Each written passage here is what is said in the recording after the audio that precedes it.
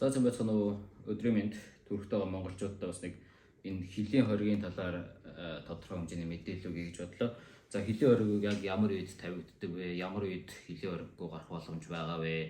Торгуул нь юу байх вэ? Гэх мэтчлэн энэ 2020 оны 6 сарын 9-нд гарсан ийм гөчид дараагийн шинэ хууль байгаа. За одоо энэ ямар тохиолдолд яаж хилийн хориг хэр хугацаагаар тавигдах вэ гэх мэтчлэн энийг одоо ерөнхийдөө тодорхойдоо юу яач тодорхой хэмжээний товчлоод хилээд өгчий гэж бодлоо.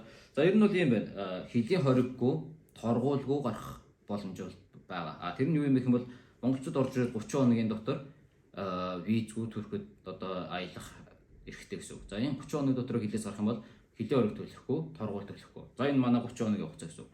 За дараа нь 90 хоногийн хугацаанд дотор хилээс гарах юм бол за орж ирээд ямар нэг урьд суух мэдүүлэхгүйгээр визгүй ороод ирсэн 90 хоног төрөхтэй ажиллаж байсан. 90 хоногийн дотор хилээс гарахтаа 3 сарын дотор гэсэн үг.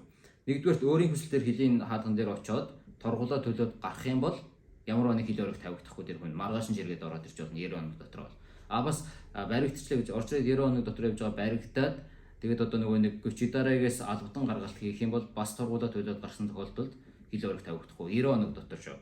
За 90 хоногоос дээшээ болчих юм бол одоо 3 сараас дээшээ болоод 3 сараас 6 сарын хооронд харлах юм бол яах вэ гэвэл очоод торгуулаа төлөөд гарах юм бол 1 сарын хилийн хориг тавигдана. 3 сараас 6 сарын хугацаанд харласан бол 1 сарын хилийн хориг тавигдана. За дараа нь 6 сараас 1 жилийн хооронд харлах юм бол 3 сарын хилийн хориг тавигдана. За одоо жишээ нь орж ирээд энд 1 жил биш яг 12 сарыг дүүргэхгүйгээр 11 сар болоод гарах юм бол энэ хүн торгуулаа төлсөн тохиолдолд 3 сарын хилийн хориг авна гэсэн үг. За 1 жилээс 2 жилийн хооронд харлах юм бол 1 жилийн хилийн хориг. За 2 жилээс 3 жилийн хооронд харагдах юм бол 2 жилийн хилийн хориг. 3 жилээс дээшээ болчих юм бол торгуулаа төлсөн ч гэсэн 5 жилийн хилийн хориг тавигдана гэсэн үг.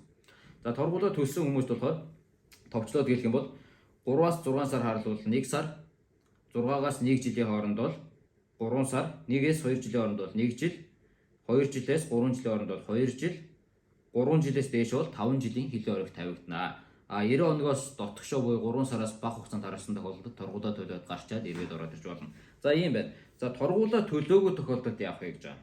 За торгуулаа төлөөгүй тохиолдолд 3 сар хүртэл харсан хүн 90 хоног хүртэл харсан хүн торгуулаа төлөхгүй гарвал 3 сарын хилийн хориг. 3-аас 6 сарын хооронд харсан бол 6 сарын хилийн хориг. За 6 сараас 1 жилийн хооронд харсан бол 1 жилийн хилийн хориг. 1-ээс 2 жилийн хооронд харсан бол 2 жилийн хилийн хориг. 2 жилээс дээшээ болох юм бол 5 жилийн хилийн хориг тавигдана гэсэн. Торгуулаа төлөхгүй гарч байгаа хүмүүст шүү. За тэгээд бас нэг ийм тохиолдол байгаа. За орж ирээд оршин суух хүсчлээ гэж бодъё. Ямар нэг одоо аялын оршин суух юм. За аялын оршин суугаас өгөхгүй байгаа шүү дээ. Тийм болохоор аялын оршин суух өгөхгүй гэдгийг мэдэхгүйгээр хүсчлээ. Эсвэл хэн нэг нь өгч байгаа хүсээд үз гэд бодоод хүсчлээ. За энэ хүнд татгалцсан хариу ирлээ. За 30 хоног өнгөрцөн байдаг. Тэгээ гарангууд нь одоо торгуул төлөх гэдэг тийм үү? Тэгсэн чинь нөгөө хариугаа хүлээж 30 хоног өнгөрцөн. Тэгвэл энэ хүн яах вэ гэх юм бол татгалцсан хариугаа аваад одоо татгалцсан мессеж ирэнгүүт нь 10 хоногийн дотор гүчи дараа дээр очиод тэблик форм гэж нэг цаас авах хэрэгтэй. Одоо энэ хүн оршин суух хүсээд тэр оршин сууханд туслагдсан байна. Тэгээд 10 хоногийн дотор одоо энэ өдрөөс хойш 10 хоногийн дотор хилээр гарах одоо юу шаардлага тавьж гинэ гэд. Тэр хүмүүсийн одоо гүчи дараас цаас аваад тавьсан 10 хоногтон багтаад хилээр гарах юм бол хилийн хориггүй дээрээс нь торгуулийн мөнгө төлөхөөр хилээр гарах боломжтой гэсэн. Орж ирээд оршин суух төссөн хүмүүс оршин суух хүссэн хүмүүс оршин сууханд туслагдсны дараа торгуул төлөхгүй бас хилийн хориггүй хилээр гарах боломж байгаа. Тэгэхдээ мэдээж очиж гүчи дараагаас тэблик гээд форм аавн тэр форм дээр бичсэн хугацаанд амжиж гарна гэсэн. За ийм байна. За энийг ерөнхийдөө бол бас бичгийн хэлбэрээр манайх мэдээлэл оруулна. Видео хэлбэрээр ингээд энийг бас оруулчих гэж бодлоо. За өдрийг сайхан өнгөрүүлээрэй.